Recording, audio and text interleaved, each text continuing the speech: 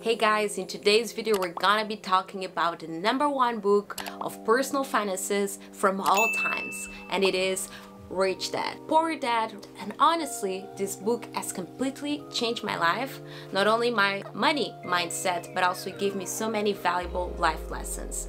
I do highly recommend this book to anyone who's looking for their financial independence and their financial freedom. If that is you, keep on watching. So just to give you some context, in 2019 I was attending a lot of personal development events and seminars, and everyone kept throwing these names at me. Robert Kiyosaki, his book Rich Dad, Poor Dad, and you must read it. And I was just like, okay, what is the fuss all about? So I grabbed my phone and I googled it, and I got to find out that actually Robert is a business person, a speaker, and an investor highly known all over the world. And I was just like, am I the only one missing out this? So yeah, I got a book, I ordered a copy. What I really loved about this book is not only the money lessons, but as well the personal lessons. I did a bachelor in economics and a master's in management with strategic marketing, and I only got to learn about money when I read this book. I really love how Robert explains accounting, that even the dummiest of dummies will understand it. Honestly, I love how he explains that assets is anything that puts money in your pockets.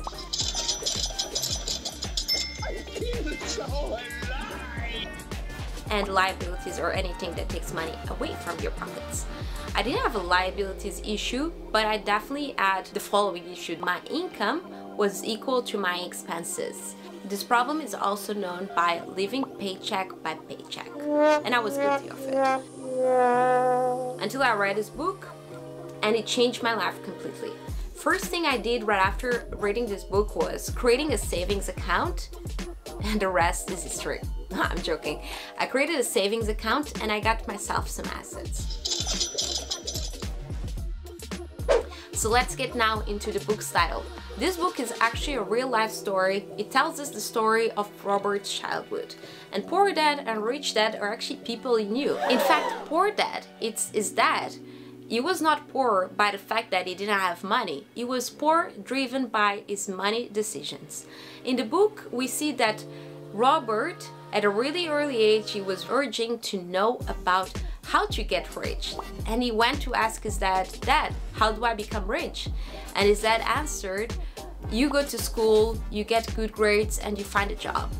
And that's the reality and answer that many of us would hear or even give. But Robert wasn't fully happy with his dad's answer, and he went to ask again, "Dad, how do I become rich?"